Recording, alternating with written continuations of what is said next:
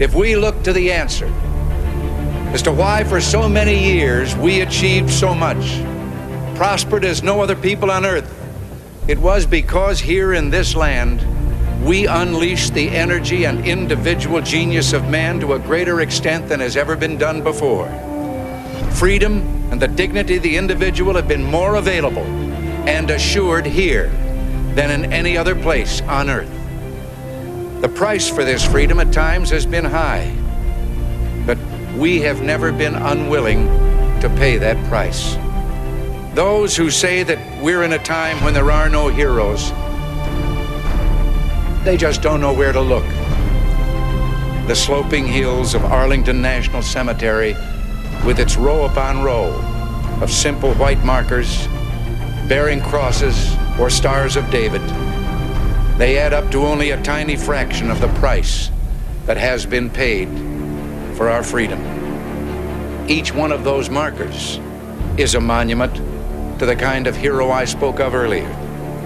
Their lives ended in places called Belleau Wood, the Argonne, Omaha Beach, Salerno, and halfway around the world on Guadalcanal, Tarawa, Pork Chop Hill, the Chosin Reservoir, and in 100 rice paddies and jungles of a place called Vietnam.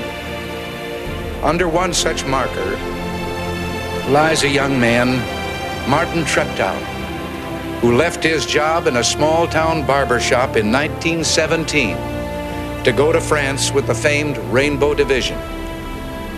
There on the Western Front, he was killed trying to carry a message between battalions under heavy artillery fire. We're told that on his body was found a diary. On the flyleaf, under the heading, "My Pledge," he had written these words: "America must win this war.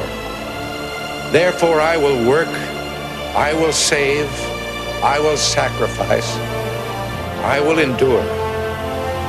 I will fight cheerfully and do my utmost as if the issue of the whole struggle depended on me alone." We must realize that no arsenal or no weapon in the arsenals of the world is so formidable as the will and moral courage of free men and women. It is a weapon our adversaries in today's world do not have. It is a weapon that we as Americans do have. Let that be understood by those who practice terrorism and prey upon their neighbors. As for the enemies of freedom, those who are potential adversaries, they will be reminded that peace is the highest aspiration of the American people. We will negotiate for it, sacrifice for it. We will not surrender for it now or ever. We are Americans.